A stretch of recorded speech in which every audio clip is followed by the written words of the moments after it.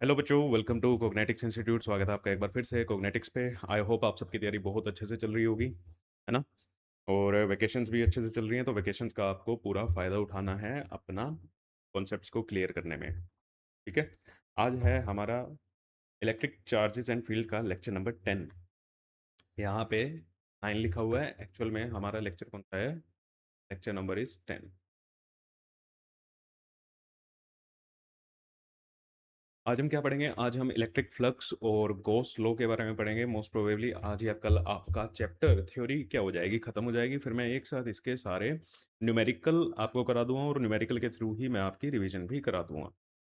ठीक है। तो सबसे पहले तो भैया सब्सक्राइब कर लो, शेयर कर लो, आप लोगों में से बहुत कम कर रहे हैं। और टेलीग्राम चैनल ज्वाइन कर लो। फिलहाल अभी तो कर नहीं पाओगे, है ना। 22 तारीख तक तो ये टेलीग्राम ही बैन है। चलिए जी। इलेक्ट्रिक फ्लक्स क्या होता है?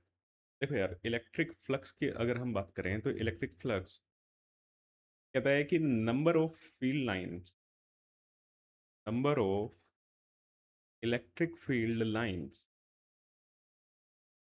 Passing perpendicular to an area. किसी एरिया से कितनी इलेक्ट्रिक फील्ड लाइन पास कर रही हैं, वो आपका क्या होता है बेटा? फ्लक्स होता है। ठीक है। क्लियर? मान लो ये इलेक्ट्रिक फील्ड लाइंस है और इलेक्ट्रिक फील्ड यूनिफॉर्म की ही बात हो रही है। किसकी बात हो रही है? यूनिफॉर्म की ही बात हो रही है। अगर मैं यहाँ पे एक एरिया बना दूं ऐसे, मैंने यहाँ पे क्या करा, एक एरिया बनाया अब इसमें से कितनी फील्ड लाइन पास कर रही है ना। तो ये पहले वाली, तो नंबरिंग करें 1 2 3 4 5। तो 6 तो पास ही नहीं कर रही, उसको तो छोड़ दो। फिफ्थ हमारी पास कर रही है, फोर्थ पास कर रही है, थर्ड भी पास कर रही है, सेकंड भी पास कर रही है। फर्स्ट सिर्फ टच करके जा रही है, उसमें से पास कर रही है ना। लेंगे या नहीं लेंगे? लेंगे या नहीं लेंगे? इसके बारे में आप थोड़ा सा सोच के आओगे, मैं अगली क्लास में इसको न्यूमेरिकल के थ्रू भी क्लियर कराऊंगा। तो फिलहाल अभी इतना है कि सेकंड, थर्ड, फोर्थ, फिफ्थ, अगर इन चार की बात करें तो इसका फ्लक्स कितना आएगा? फ्लक्स को फाइव से लिखते हैं, ई। फ्लक्स कितना हो गया? 4। फ्लक्स कितना हो गया? 4। अब यहां से कैलकुलेशन का मतलब क्या था? कैलकुलेशन का मतलब यह था कि फ्लक्स क्या निकल के आया है? एक स्केलर निकल के आया है। ठीक है। तो flux is a scalar quantity.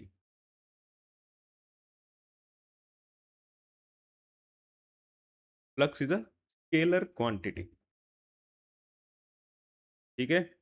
अब यहां पे दो चीजें ध्यान रखना। वो स्टेटमेंट आपको असर्शन रीजन में कैसे फंसाए। यहां पे जो इलेक्ट्रिक फील्ड है वो सरफेस के तो परपेंडिकुलर है बेटा, है ना।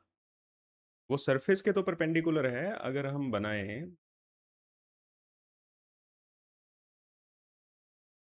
ये अगर हमने सरफेस बनाया, कैसे दिखाया जाए? चलो हाथ से ही बनाते हैं।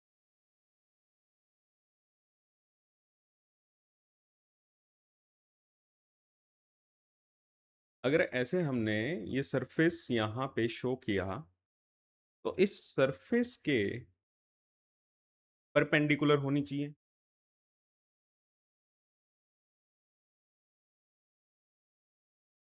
इस सरफेस से क्या रहनी चाहिए? परपेंडिकुलर। तो बनाना परपेंडिकुलर मतलब ऐसे।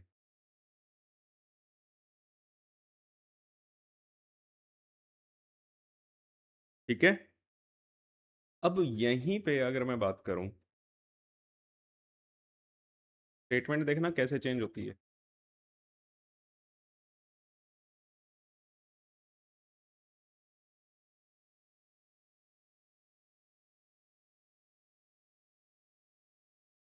स्टेटमेंट देखो, अगर मैं इसका एरिया वेक्टर बनाता हूं, इस सरफेस का मैं एरिया वेक्टर बनाता हूं, वो ऐसे बनेगा भाई, बाहर की साइड। एरिया वेक्टर हमने लास्ट क्लास में डिस्कस किया। एरिया वेक्टर हमने लास्ट क्लास में डिस्कस किया था।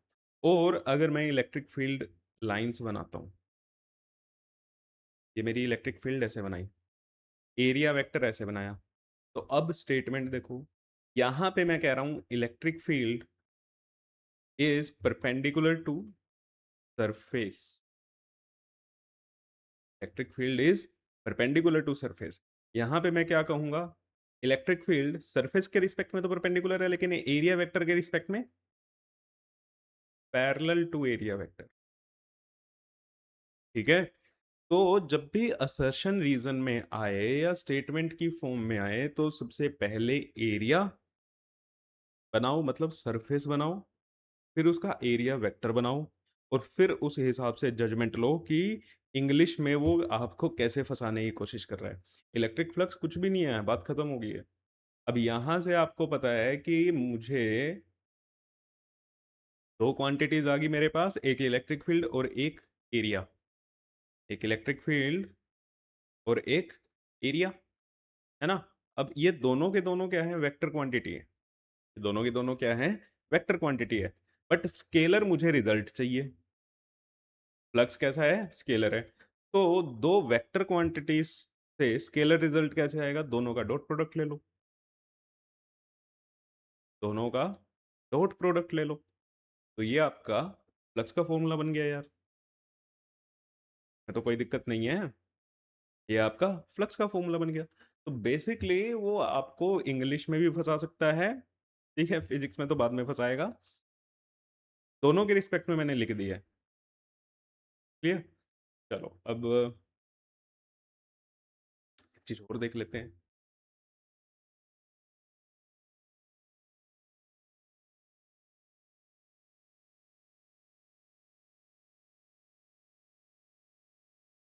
मान लो ऐसा कोई सरफेस है, ठीक है।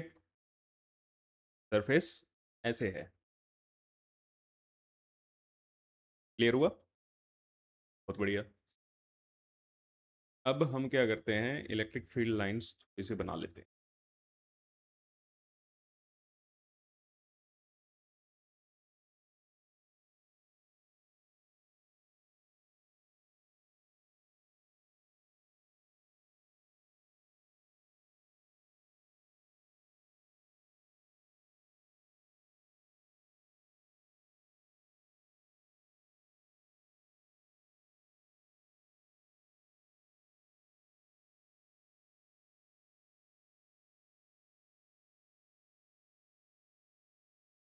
ये लो जी, इलेक्ट्रिक फील्ड लाइंस होगी, ठीक है, ज़्यादा हो गई हैं क्या।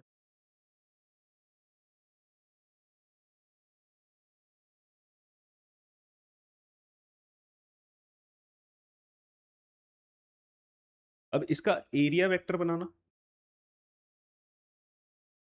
है भाई, इसका एरिया वेक्टर बनाना इस सरफेस का।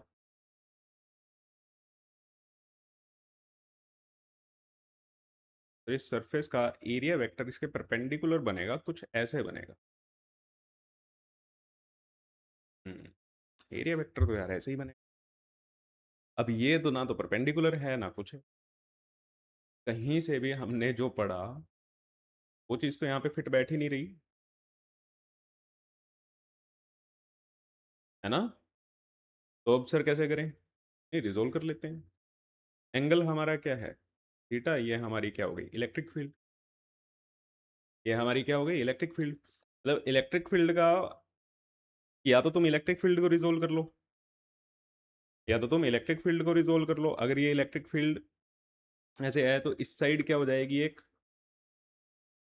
अगर इसी पे मैं ड्रॉ कर दूं तो यहाँ पे ई कोस थीटा आ जाएगा, और यहाँ पे ई साइन थीटा आ जाएगा,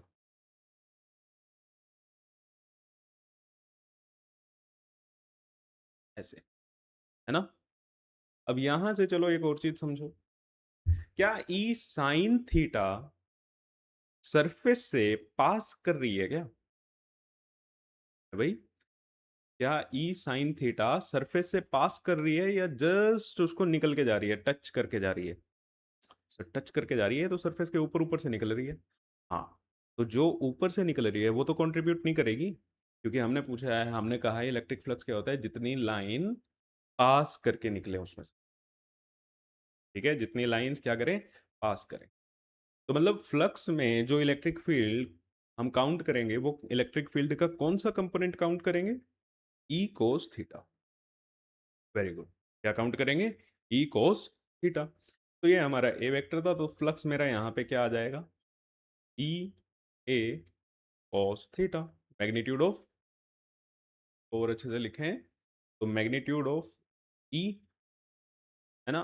कितना है इसका? ई हमारे पास इस बार कौन सा कंपोनेंट है? ई कोस थीटा और ए, इनका डॉट प्रोडक्ट करना था। क्लियर? अब फिर देख लो, फॉर्मूला क्या बना? ई A cos theta. Cos theta है तो उसको हम डॉट प्रोडक्ट में ले सकते हैं, ले सकते हैं सर। ये आपका आ गया इलेक्ट्रिक फ्लक्स। तो सरफेस के अगर परपेंडिकुलर नहीं है या एरिया वेक्टर के पैरेलल नहीं है तो कंपोनेंट बनाओ। ठीक है? तुम्हें इस चीज पे ध्यान रखना। तो हाईलाइट ही कर दें। तो एक काम करते हैं, तो पीछे कर देते हैं और फिर हमारा काम बन जाएगा।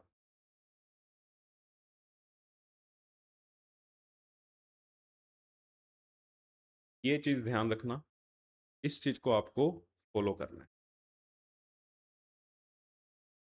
ठीक है? इस चीज को आपको फॉलो करना है भैया, या तो परपेंडिकुलर बना लो या पैरेलल बना लो, कोई एक जगह तो लेके आओ इलेक्ट्रिक फील्ड को, चाहे तुम्हें रिजोल्व करके लेके आना पड़े। अब रिजोल्व सर इलेक्ट्रिक फील्ड को ही करना है? नहीं, तुम एरिया को भी कर सकते थे। ठीक है? एरिया वाला भी करके देखें क्या? तुम एरिया को भी कर सकते थे। फिजिक्स है, बहुत बढ़िया चीज़ है यार। कोई रट्टा नहीं लगवाएंगे तुमसे, कुछ भी नहीं करेंगे, प्योरली तुम्हें समझाएंगे। ठीक।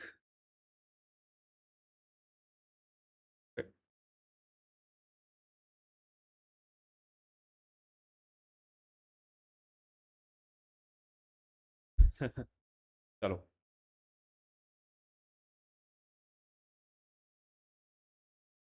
इस बार एरिया को करें रिजोल्व। हाँ जी सर, एरिया को करते हैं।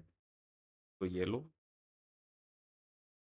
ये आएगा तुम्हारा ए कोस थीटा, और ये आएगा तुम्हारा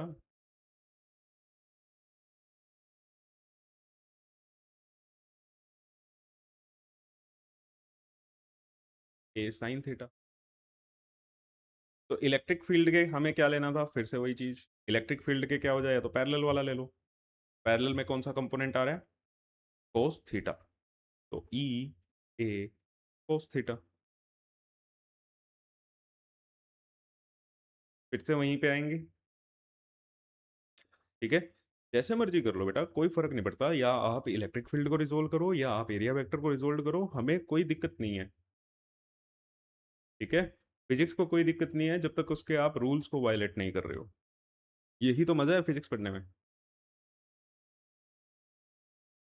अब इलेक्ट्रिक फ्लक्स क्या होगा? तो ई A cos theta magnitude of दोनों का, या फिर हम क्या ले लें, डॉट प्रोडक्ट। अब देखो, electric field constant, area constant, तो फ्लक्स किस पे डिपेंड कर गया? एंगल पे। अगर हम बात करें, अगर थीटा की वैल्यू 90 डिग्री हो जाए, थीटा की वैल्यू क्या हो जाए? 90 डिग्री हो जाए, थीटा की वैल्यू 0 डिग्री हो जाए, या थीटा की वैल्यू 180 डिग्री हो जाए, है ना? यहाँ पे हमारा कोस 90 जीरो हो जाएगा, कोस जीरो 1 हो जाएगा, और कोस 180 कितना हो जाएगा? -1। तो यहाँ से मैं फ्लक्स कैलकुलेट करूँ, यहाँ से मेरा क्या आएगा? 0 आएगा। यहाँ से ई ए आएगा, और यहाँ से कितना आएगा? माइनस। अब यहाँ पे तीन चीजें हमने लिखी, तो मेरे को ये बताओ मिनिमम कौन सा है? ठीक है? ये तीन फ्लक्स आपके सामने लिखे हुए हैं, इनमें से मिनिमम कौन सा है? ठीक है? तो ये जो है, दिस इज 5 मिनिमम, सबसे कम फ्लक्स। सर, हमें तो ये दिख रहा है नेगेटिव वाला, आपने कहा था स्केलर क्वांटिटी है। हाँ, स्केलर क्वांटिटी तो है ना? लेकिन यहाँ पे स्केलर के आगे जो नेगेटिव लगा हुआ है, ये कुछ रिप्रेजेंट कर रहा है। ये क्या कर रहा है? तो कुछ रिप्रेजेंट कर रहा है बेटा। देखो यार, फ्लक्स की क्या था? फ्लक्स, अगर मैं ये एरिया लेता हूँ, दोबारा समझना इस चीज को। अगर मैं ये एरिया लेता हूँ, तो मेरे को फ्लक्स कैलकुलेट करना है। फ्लक्स की डेफिनेशन क्या कहती है? फ्लक्स की डेफिनेशन कहती है कि कितनी फील्ड लाइंस क्रॉस करेंगी। चलो,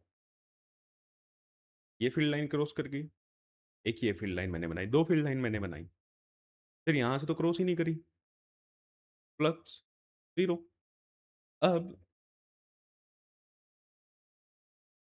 मैंने यहां पे एक ऐसे बना दिया, और मैंने यहां पे एक फील्ड लाइन ऐसे बना दी। इसका एरिया वेक्टर ऐसे था, इसका एरिया वेक्टर अभी भी ऐसे ही है, इलेक्ट्रिक फील्ड ऐसे है, यहाँ पे भी एरिया वेक्टर ये ऐसे ही। अब यहाँ से एक फील्ड लाइन पास कर रही है तो फ्लक्स की वैल्यू वन, यहाँ से भी एक फील्ड लाइन पास कर रही है, फ्लक्स की वैल्यू वन। अब यहाँ पे देखो, एंगल क्या है? 180 है। ई और ए में एंगल कितना है बेटा? 180 है। सर 180 तो है, ठीक है, बात तो ठीक है आपकी, 180 है। लेकिन अब अगर मैं कहूँ यहाँ पे -1 फील्ड लाइन पास कर रही है, तो -1 फील्ड लाइन कहने का क्या मतलब है यार? है ना? ये बताता है कि इलेक्ट्रिक फील्ड और एरिया क्या है? एंटी पैरेलल है। ये बता रहा है कि एरिया और इलेक्ट्रिक फील्ड पैरेलल है। भैया, या तो कोई ना कोई इलेक्ट्रिक फील्ड लाइन क्रॉस कर रही होगी, या फिर नहीं कर रही होगी। तो मिनिमम तो उसी केस में आएगा ना जिसमें इलेक्ट्रिक फील्ड लाइन पास ही नहीं कर रही। समझ आया? इलेक्ट्रिक फील्ड लाइन जब पास ही ना करे। ठीक है जी, क्लियर है? हाँ, तो ये सीन था यहाँ पे। अब नेगेटिव का मतलब क्या है? चलो थोड़ा नेगेटिव का मतलब भी देख लेते हैं। इसे हम कहते हैं, देखो ये पॉजिटिव केस है, यहाँ पे थीटा की वैल्यू क्या है? जीरो है। ये सरफेस से लाइन क्या कर रही है? बाहर निकल रही है, इसको हम कहते हैं आउटगोइंग फ्लक्स। और नेगेटिव को हम कहते हैं, देखो इलेक्ट्रिक फील्ड लाइन सरफेस के अंदर आ रही है, इनकमिंग फ्लक्स। तो नेगेटिव और ये पॉजिटिव, ये चीज शो करते हैं। लिख देता हूँ, फिर थोड़ा सा बना भी लेंगे।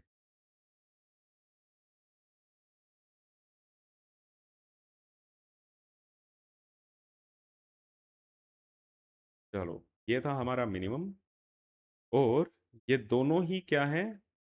Maximum. Plus minus A. Positive means outgoing flux, surface से बाहर निकल रहा है, इलेक्ट्रिक फील्ड लाइन सरफेस से बाहर निकल रही है। और अगर नेगेटिव है तो इनकमिंग फ्लक्स, नेगेटिव है तो इनकमिंग फ्लक्स। ठीक है। तो इसके केस में एक बना के दिखा देता हूं मैं तुम्हें। मान लो ये हमारा एरिया है, का एरिया वेक्टर ऐसे हो गया, और इलेक्ट्रिक फील्ड लाइंस ऐसे। तो इस केस में एंगल क्या आ गया? 90। सरफेस के जस्ट टच करके जा रही है। ठीक है, सरफेस में से क्रॉस नहीं कर रही, सरफेस से जस्ट क्या कर रही है? टच करके जा। तो भाई बात क्लियर? इसके केस में आउटगोइंग फ्लक्स क्या होगा? भी बनाया था, इलेक्ट्रिक फील्ड ऐसे, एरिया वेक्टर भी। और इस केस में इलेक्ट्रिक फील्ड अंदर की तरफ, एरिया वेक्टर तो इसका बाहर ही रहेगा। ये इनकमिंग फ्लक्स, ये आउटगोइंग फ्लक्स। मेरे हिसाब से चीजें क्लियर है। चलो बहुत बढ़िया। गॉस लॉ हैं, एक क्वेश्चन कराता हूँ। अच्छा क्वेश्चन है, ठीक है। ऐसा क्वेश्चन आपके बोर्ड्स में आ सकता है। सपोज करो हमें इलेक्ट्रिक फील्ड दी हुई है 2/5 E naught I cap plus 3/5 E naught J cap. अच्छा, इससे पहले, क्वेश्चन से पहले तो मैं ये भी बता दूं कि अगर हमें एंगल पता है, ठीक है, फ्लक्स अगर मुझे कैलकुलेट करना है, इलेक्ट्रिक फ्लक्स अगर मुझे कैलकुलेट करना है, तो यहाँ पे ई क्यों लिख रहे हैं, क्योंकि आगे मैग्नेटिक फ्लक्स भी आएगा डिफ्रेंशिएट करने के लिए। या तो मैं ये फॉर्मूला लगा सकता हूँ, E A cos theta, if theta is known. अगर मुझे थीटा पता है तो मैं ये फॉर्मूला लगा सकता हूँ। अगर सपोज करो आपको वेक्टर फॉर्म में दी हुई है, ई एक्स आई कैप प्लस ई वाई जे कैप प्लस ई जेड के कैप, और ऐसे ही एरिया वेक्टर भी, ठीक है, ए एक्स आई कैप प्लस ए वाई जे कैप प्लस ए जेड के कैप दिया हुआ है। तो अब मेरे को फ्लक्स एंगल से नहीं निकलेगा, है ना। अब फ्लक्स कैसे निकालेंगे, ई डॉट ए क्या आएगा मेरा, आई कैप वालों को, है ना, ए एक्स ई एक्स प्लस ए वाई ई वाई प्लस ए जेड जेड, ऐसे क्या करेंगे, मल्टीप्लाई। ठीक है, एंगल पता है तो आप ई ए कोस थीटा लगाओ, अदरवाइज आपको अगर वेक्टर फॉर्म में दिया हुआ है तो आप डॉट प्रोडक्ट ऐसे निकालोगे। कोस लो आ गया। चलिए, क्वेश्चन क्या था हमारा, क्वेश्चन पे चलते हैं। हमें इलेक्ट्रिक फील्ड दी हुई थी किसी रीजन में, 2/5 E naught I cap plus 3/5 E naught J cap, ठीक है। और इस ई नॉट की वैल्यू दी हुई थी 4 × 10⁻³ न्यूटन पर कूलम, न्यूटन पर कूलम। तो हमें फ्लक्स निकालना था एक रेक्टेंगुलर सरफेस से, और सरफेस का एरिया दिया हुआ था, सरफेस का एरिया दिया हुआ था कितना, 0.4 मीटर स्क्वायर, और बोला हुआ था parallel to Y Z plane. तो एरिया है वो क्या है, parallel to Y Z plane, Y Z plane के क्या था, पैरेलल था। ठीक है, मेरे को यहाँ पे थोड़ा सा ज़रूरत पड़ेगी इन लाइंस की।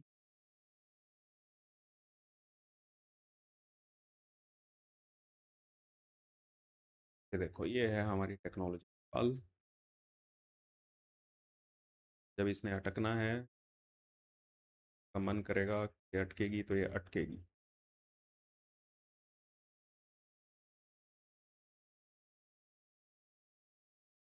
सही बनाते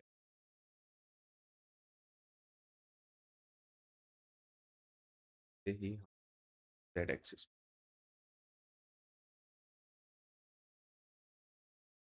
बताओ, ठीक है, बिल्कुल।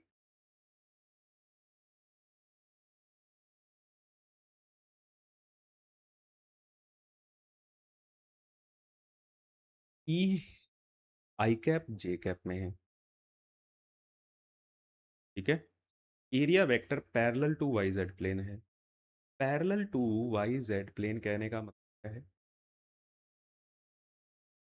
मतलब अगर मार्क करें ये एक्स, ये वाई और ये जेड, तो इस एक्सिस के देखो ये हमारा वाई जेड प्लेन बने, है ना। ये वाला प्लेन क्या बनेगा, वाई जेड प्लेन बनेगा।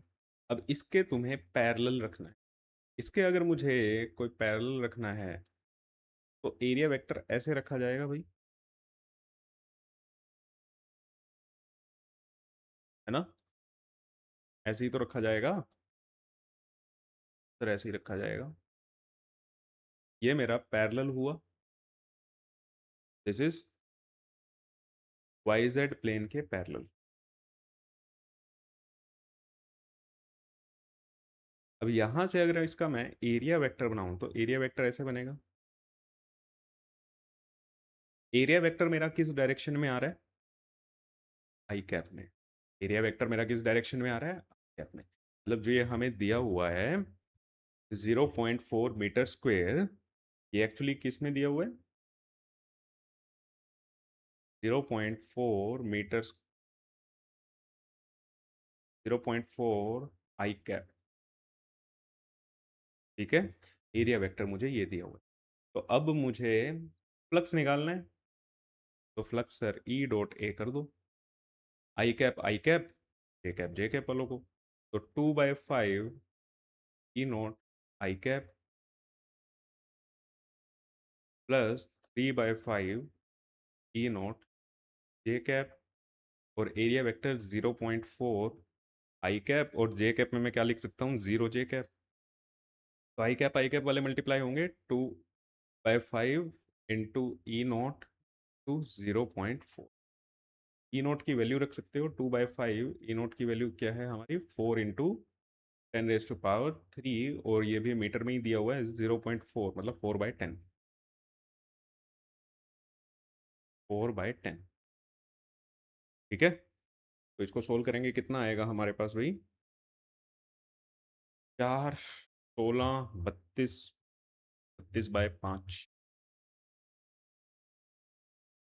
32/5 इंटू 10⁻², तो सोल्व किया जा सकता है। 3200 डिवाइडेड बाय 5 कितना आएगा, 640, है ना। तो फ्लक्स हमारा कितना आ गया, 640। अच्छा, इसकी यूनिट क्या होगी, यूनिट क्या होगी, इलेक्ट्रिक फील्ड न्यूटन पर कूलम, और ये मीटर स्क्वायर, ठीक है। ये आपका आंसर आ गया। और अगर ये क्वेश्चन आपको समझ आ गया, बढ़िया बात है। ये 2021 का मेंस का क्वेश्चन, ठीक है। और इसमें कुछ भी ऐसा नहीं है जो आपके बोर्ड्स में ना पूछा जाए, ठीक है जी। तो कुछ भी ऐसा नहीं है जो आपके बोर्ड्स में ना पूछा जाए, तो ऐसे कैलकुलेशन के लिए बोलेंगे, कर लेना। क्लियर, चलो बहुत बढ़िया।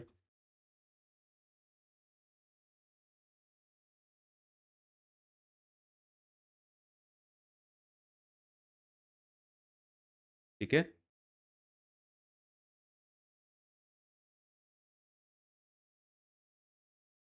अब ये ही क्वेश्चन कराया, डोंट वरी, ऐसा मत करना कि ये क्वेश्चन कराया, पूरे के पूरे इस पे क्वेश्चन और भी मैं लेके आऊंगा। ठीक है, पहले थ्योरी खत्म कर लेते हैं, अब हम चलते हैं गोस लॉ की तरफ। देखो गोस लॉ की स्टेटमेंट क्या कहती है। गोस लॉ कहता है कि अगर इलेक्ट्रिक फ्लक्स तुमने निकाला है क्लोज सरफेस से, ठीक है, चलो मैं लिखता हूँ, स्टेटमेंट लिखते हैं। The electric flux through a close surface, through a closed surface is always equal to 1 upon epsilon naught times the charge enclosed in it।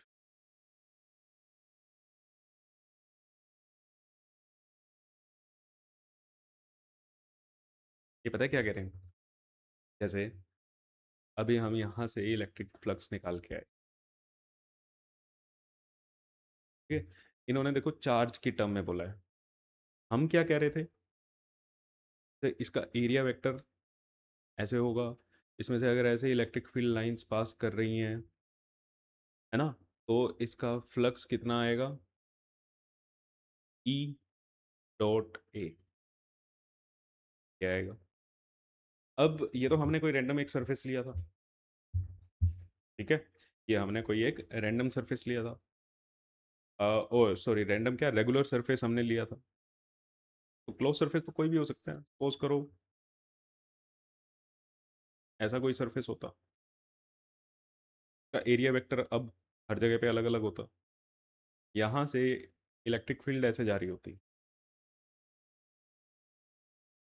है ना। या इससे भी बेटर आपको थोड़ा फ्रंटल पोजीशन बना के दिखाएं,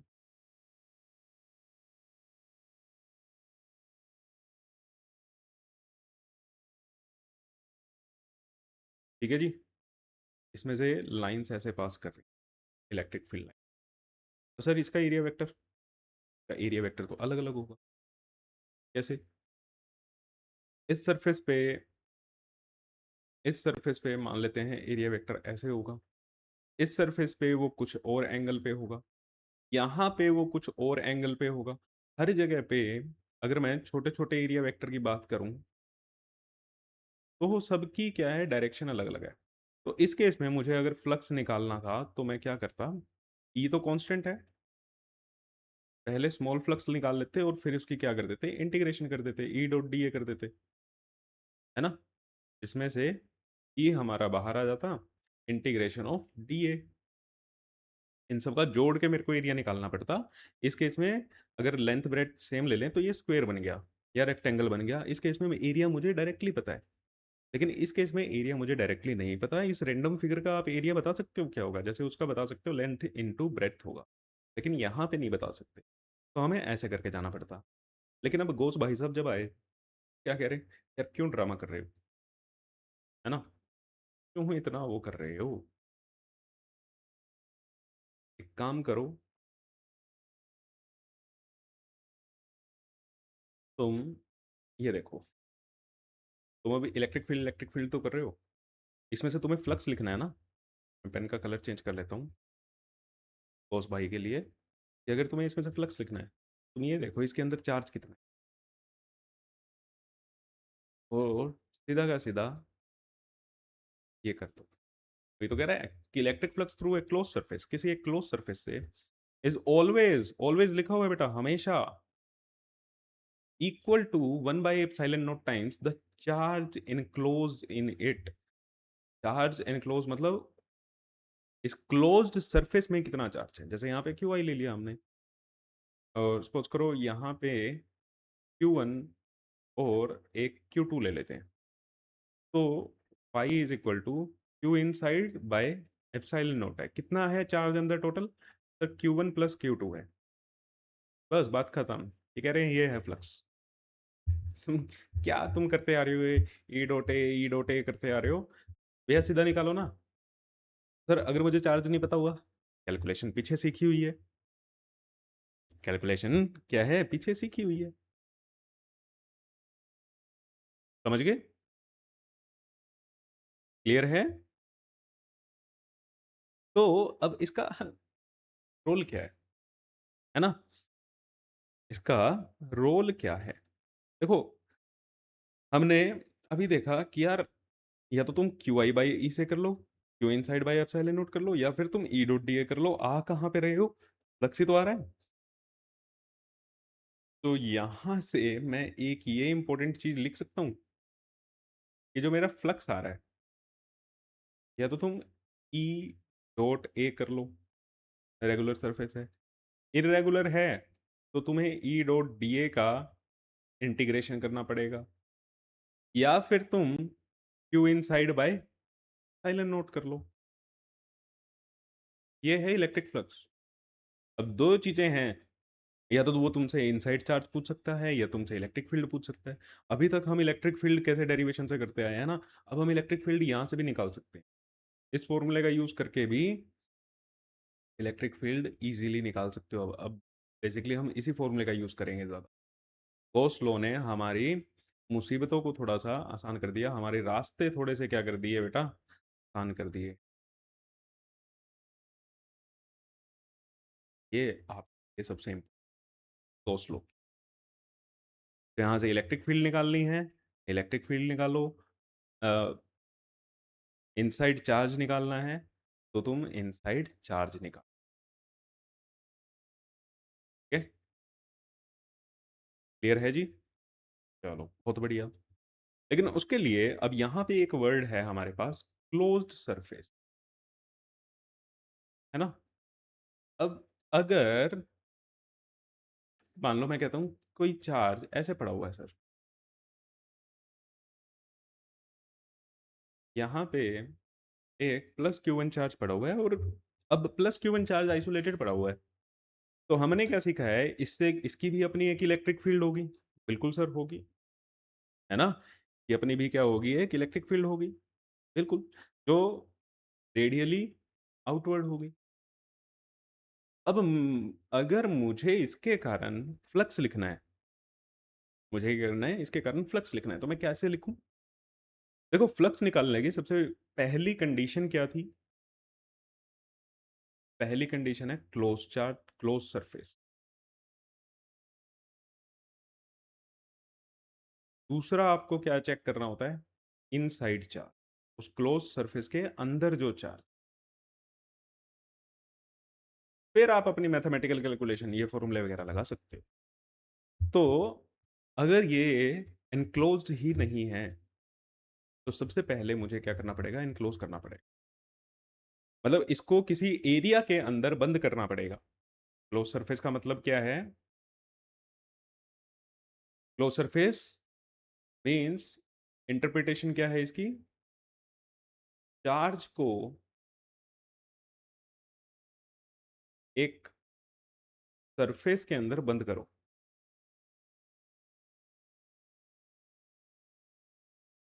सरफेस के अंदर बंद करो। सर, ऐसे बना देते हैं। ये लो जी, एक सरफेस के अंदर हमने बंद कर दिया। बात है, ठीक है। लेकिन उससे पहले मेरे को एक बार इसको कॉपी करने का मौका दो।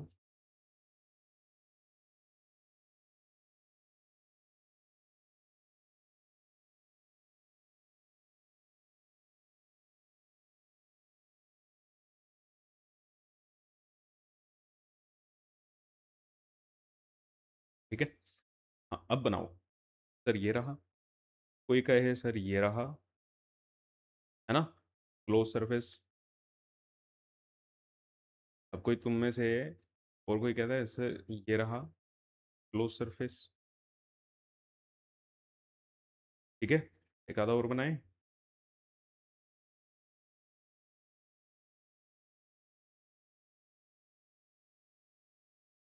सर ये रहा क्लोज सरफेस। ठीक है, ये सारे के सारे ही आपके क्या हैं? क्लोज सरफेस है। अच्छा, इन्हीं क्लोज सरफेस को क्या बोला जाता है भाई? इन्हीं क्लोज सरफेस को हम बोलते हैं गॉसियन सरफेस।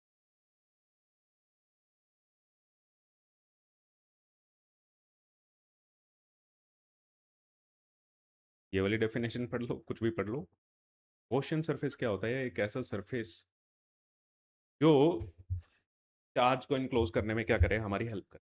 जिससे हम किसी चार्ज को क्या करेंगे? एनक्लोज करेंगे। कोई हमारे पास ओपन फील्ड में चार्ज पड़ा हुआ है और मुझे उसके कारण फ्लक्स निकला है, तो मेरी पहली कंडीशन क्या है कि मैं उस चार्ज को क्या करूँगा? एनक्लोज करूँगा। चार्ज को एनक्लोज करने के लिए मुझे कोई ना कोई तो सरफेस बनाना पड़ेगा उसके अराउंड। बिल्कुल सर, बनाना पड़ेगा। उसी को हम क्या कहते हैं? Gaussian surface. उसी को हम क्या कहते हैं? गॉसियन सरफेस कहते हैं। अब सर ये इतने सारे गॉसियन सरफेस हो सकते हैं? बिल्कुल जी। गॉसियन सरफेस के बारे में मैं तुम्हें थोड़ी सी बात बता देता हूँ। थोड़ी सी सर, अरे मतलब इतनी कि जितनी तुम्हारे बोर्ड्स और जेई मेंस के क्वेश्चन भी करा ले जाएगी।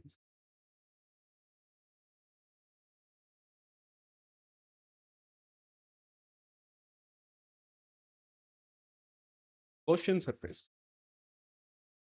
Ocean surface used to enclose a charge. ये इमेजिनरी होता है।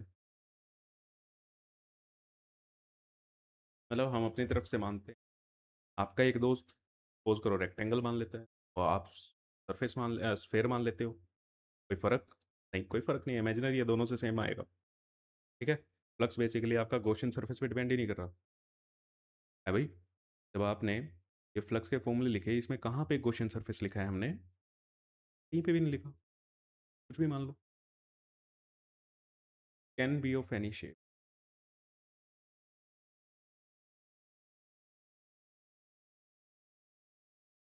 किसी भी शेप का ये हो सकता है। ठीक है। जब बनाए थे ना अतरंगी से सरफेस ये बनाए हुए हैं, ये दो तो बिल्कुल ही अतरंगी है। ठीक है, ऐसा भी हो सकता है, बिल्कुल हो सकता है। Does not affect flux. ठीक है, ये क्वेश्चन सरफेस आप किसी भी शेप का बनाओ, उसके कारण तुम्हारे फ्लक्स पे कोई अफेक्ट नहीं पड़ने वाला। ठीक है, अब इस पॉइंट को थोड़ा सा देख लेते हैं। ये क्या कह रहे हैं, किसी भी शेप का ले लो, ठीक है, आप किसी भी शेप का गॉसियन सरफेस ले सकते हो, but we use symmetrical geometrical shape. ये सिमेट्रिकल लिखना है लिखो, नहीं लिखना नहीं, हम ना लिखो, सिंपल ये यूज करें तो हम तो ज्योमेट्रिकल शेप्स, ज्योमेट्रिकल शेप्स कैसी, आप स्फेयर यूज कर लो, आप क्यूब का यूज कर लो, आप सिलेंडर का यूज कर लो, ठीक है, आप कोन का यूज कर लो, आप क्यूबॉइड का यूज कर लो। सर आप सारी की सारी 3D ही क्यों लिख रहे हो, है भाई? सर आप सारी की सारी ये जो ज्योमेट्रिकल शेप्स लिख रहे हो 3D लिख रहे हो, रेक्टेंगल, रेक्टेंगल 2D है यार।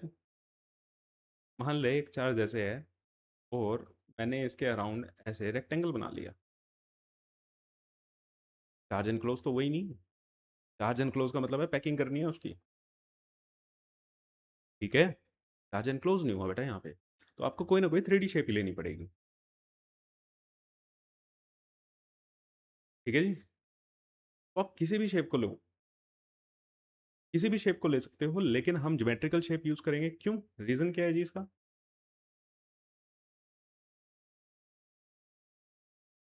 For ease of calculation.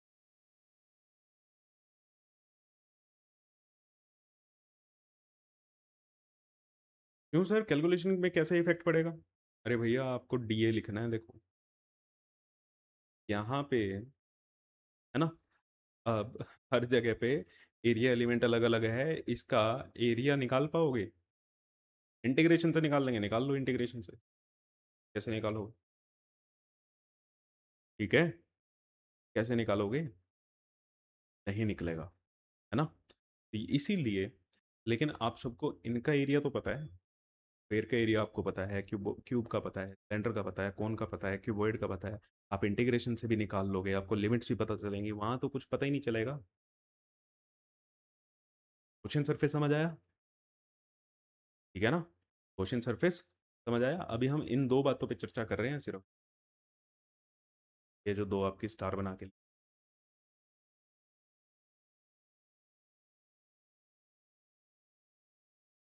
Close surface मतलब क्वेश्चन सर, क्लोज सरफेस की हमने जो बात करी वहां पे हमने किसकी बात करी, क्वेश्चन सर, क्वेश्चन सरफेस से रिलेटेड हमने कुछ पॉइंट्स पढ़े कि भैया चार्ज को बंद करने के लिए काम आता है, इमेजिनरी सरफेस होता है, किसी भी शेप का हो सकता है, आप कोई भी लो, सपोज आपका दोस्त स्फेयर ले लेता है, आप क्यूबॉइड ले लेते हो, तो क्या दोनों का फ्लक्स में अलग अलग आएगा? सर दोनों का एरिया अलग अलग होता है, कुछ नहीं आएगा, सब कुछ सेम आएगा, ठीक है। क्वेश्चन सरफेस सरफेस पे इफेक्ट ही नहीं करता, सर हमने एरिया तो लिखा है, एरिया तो चेंज हो जाएगा, कुछ भी नहीं होएगा, ठीक है, क्लियर है।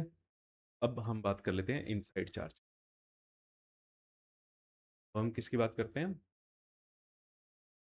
Inside charge.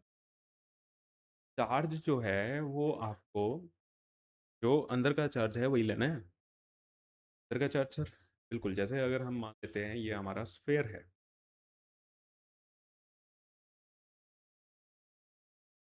रोटेट नहीं बनेगा,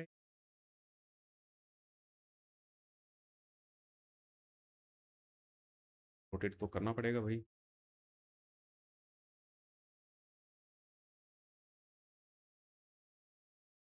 तो हमने क्या मान लिया, गोशन सर,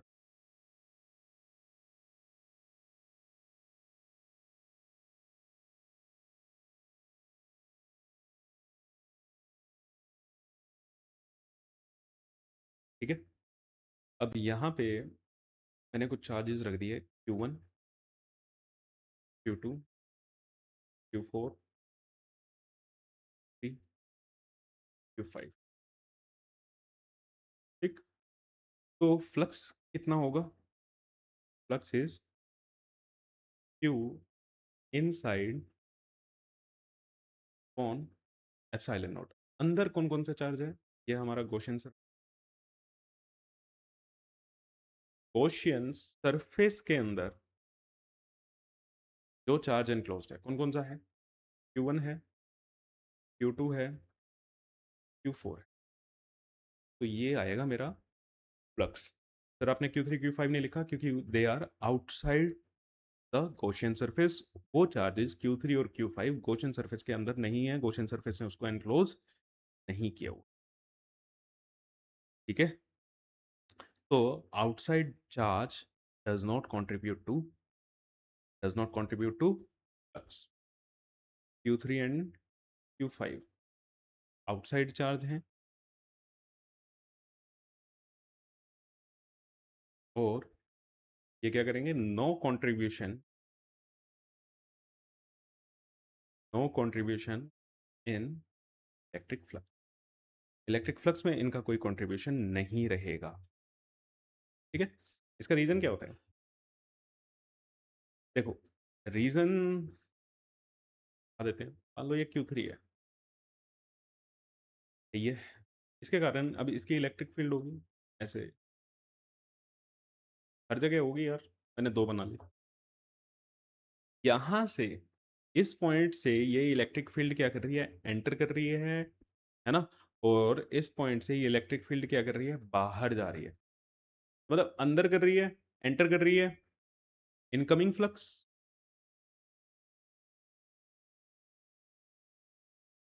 बाहर आ रही है, आउटगोइंग फ्लक्स। कितनी फील्ड है, दो ही हैं। जितनी अंदर आ रही है उतनी बाहर जा रही है। हाँ जी सर, जितनी अंदर आ रही है उतनी ही बाहर जा रही है। आउटगोइंग की वैल्यू पॉजिटिव, इनकमिंग की वैल्यू नेगेटिव, और ये दोनों इक्वल हैं, तो नेट कितना आ गया, जीरो। नेट कितना आया, जीरो। भैया जितनी इलेक्ट्रिक फील्ड लाइन अंदर आ रही है उतनी ही इलेक्ट्रिक फील्ड लाइन क्या कर रही है, बाहर जा रही है। एरिया भी सेम है। ठीक है, एरिया भी क्या है, सेम है। तो एक फ्लक्स पॉजिटिव आएगा, एक फ्लक्स नेगेटिव आएगा, दोनों को टोटल करोगे Q3 के कारण, भैया टोटल कितना फ्लक्स बना, जीरो। टोटल कितना फ्लक्स बना, जीरो। तो ये होता है रीजन। ठीक है, तो इसलिए हम आउटसाइड चार्जेस को नहीं लेते हैं। आउटसाइड चार्जेस कोई फर्क नहीं डालेगा। ठीक, चार्ज कहीं पे भी हो, गॉसियन सरफेस बनाओ, के अंदर का इनसाइड चार्ज देखो। अब इनसाइड चार्ज, अब ये देखो Q1 कहाँ पड़ा है, Q2 कहाँ पड़ा है, Q4 कहाँ पड़ा है, अंदर की तरफ होना चाहिए, ये जरूरी नहीं है कि सेंटर पे ही हो।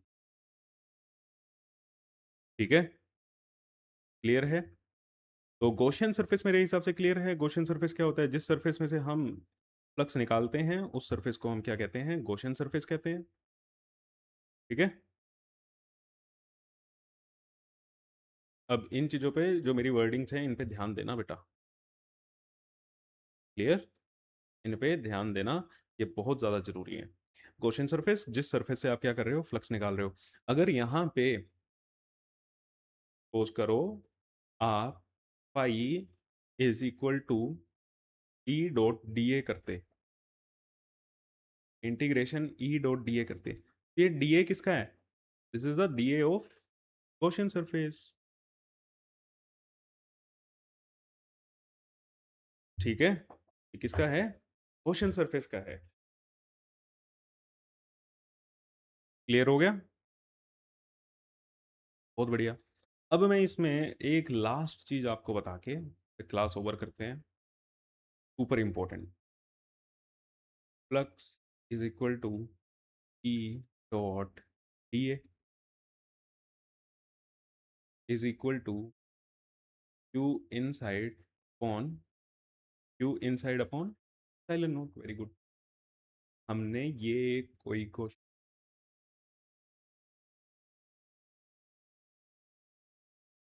ठीक है, ये हमने कोई क्या बनाया, गॉसियन सरफेस बनाया।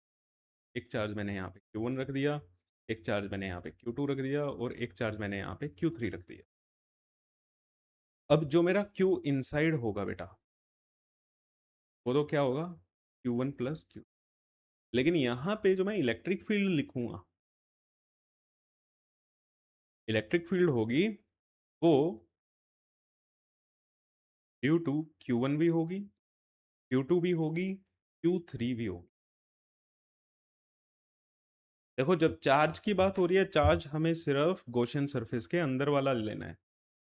लेकिन यहाँ पे अगर मैं इलेक्ट्रिक फील्ड लिख रहा हूँ, electric field is due to all charges. Electric field is due to all the charges inside or outside। अब ये मज़ा जब आएगा जब क्वेश्चंस करेंगे, ठीक है। मज़ा हमारा जब आएगा जब हम इसमें क्या करेंगे, क्वेश्चंस करेंगे, तो वो नेक्स्ट क्लास में करेंगे। यहाँ पे अभी तो सिर्फ पॉइंट्स आपको ध्यान रखने हैं और ये सारे पॉइंट्स लिख के आना। क्लियर? मतलब अब अगर इसको मैं थोड़ा ज़्यादा ही करके लिखूं, यहाँ पे जो इलेक्ट्रिक फील्ड आएगी वो चार्ज 1 के कारण भी आएगी, ठीक। प्लस इलेक्ट्रिक फील्ड 2 के कारण भी आएगी। इलेक्ट्रिक फील्ड थर्ड चार्ज के कारण भी, Q3 के कारण भी आएगी, ये होगा। और जो तुम्हारा फ्लक्स आएगा वो सिर्फ Q1 प्लस, सॉरी, चार्ज आएगा वो इनसाइड चार्ज आएगा Q1 plus Q2 by epsilon. Q3 का उसमें कोई रोल नहीं। ये बनेगी आपकी असली चीज़।